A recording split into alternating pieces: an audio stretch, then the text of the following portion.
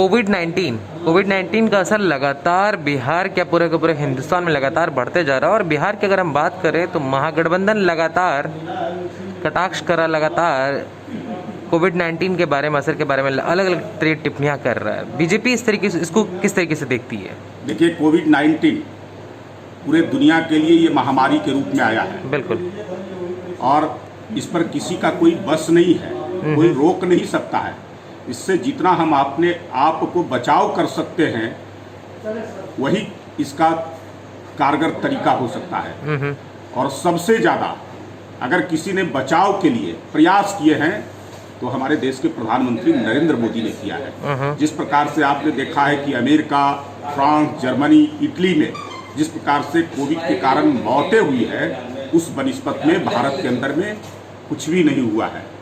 हम कोविड से बहुत हद तक निपटने में कामयाब हुए हैं और आज भी हैं।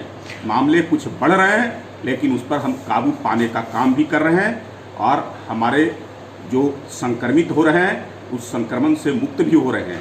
महागठबंधन कहता है कि प्रधानमंत्री मोदी का जो फैसला किया गया था लॉकडाउन का, वो बहुत ही देर में किया गया। ये लॉकडाउन का फैसला तो काफ़ी पहले करना चाहिए था। दुनिया के लोग सराहना कर रहे हैं, WHO ने सराहना किया है, कई सारे देशों ने कहा कि प्रधानमंत्री नरेंद्र मोदी ने क्विक एक्शन लिया। जितना तेजी से और जितना जल्दी उन्होंने लॉकडाउन किया है, उसके कारण इस कोरोना संक्रमण से भारत बहुत हद तक कामयाब हुआ है, बहुत कम हुआ है। इससे हम जो है इस पर रोकने का काम किए हैं। क्या लगता है, तेजस्वी यादव रसोई का आयोजन कर रहे थे और सरकारी, उनका मानना है कि सरकारी कुछ लोगों ने आकर उनका रसोई को हटाने की कोशिश की है। देखिए, उनके पास कोई विषय मुद्दा कुछ है नहीं, वो तो केवल बोलते रहते हैं। उनको केवल बोल कर करके माइलेज लेना रहता है। कभी उन्होंने कहा कि 2000 बसें दे गए, गायब हो गए। उन्होंने कहा कि 50 ट्रेनों के हम भाड़े देने का काम करेंगे, गायब हो गए। पूरा लॉकडाउन के अंदर वो बिहार से बाहर दिल्ली के अंदर में जाकर के आराम फरमा रहे थे और केवल मीडिया में बने हुए थे, सोशल मीडिया पर, ट्विटर पर, फेसबुक पर, अखबारों में, बस वहीं तक थे। और जब उनको बिहार के लोगों ने ट्विटर के माध्यम से भगोड़ा घोषित कर दिया तो उनको मजबूरी बस आना पड़ा। अगर चुनाव नज़दीक नहीं होता वह भी नहीं आते। और आ कर करके इस संक्रमण में सब लोगों को एक साथ इस कोरोना से लड़ने की ज़रूरत थी।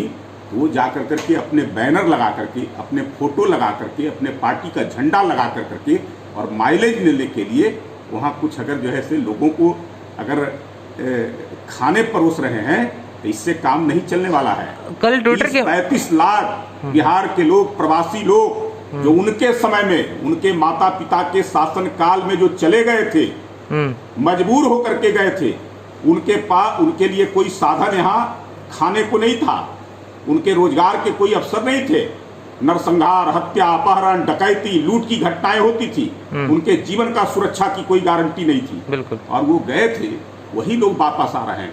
लाख कोशिश कर लेंगे, कितना भी बरगलाने का, वो उनके झांसे में नहीं जाने वाले हैं। उनको पता है कि बिहार के अंदर में भरोसा है तो नीतीश कुमार के ऊपर और देश में भरोसा है तो नरेंद्र मोदी के ऊपर। कल ट्विटर पे साफ साफ कह दिया है उन्होंने कि गरीबों को खाना अगर खिलाना राजनीति है तो आप भी करें ऐसी राजनीति।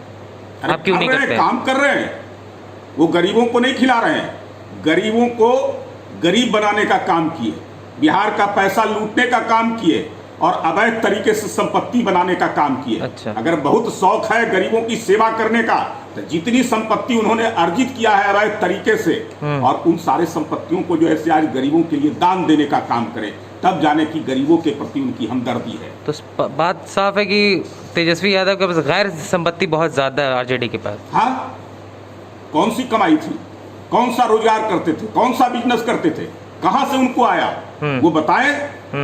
ईडी, इनकम टैक्स, सारे लोगों ने पूछा है उनसे, लेकिन उसके जवाब तो उनको मिल नहीं रहा है, जवाब नहीं दे सके हैं। आज गरीब गरीब गरीब की बात करते हैं, गरीबों को गरीब बनाने का काम और उनको यहाँ से भगाने का काम किए थे।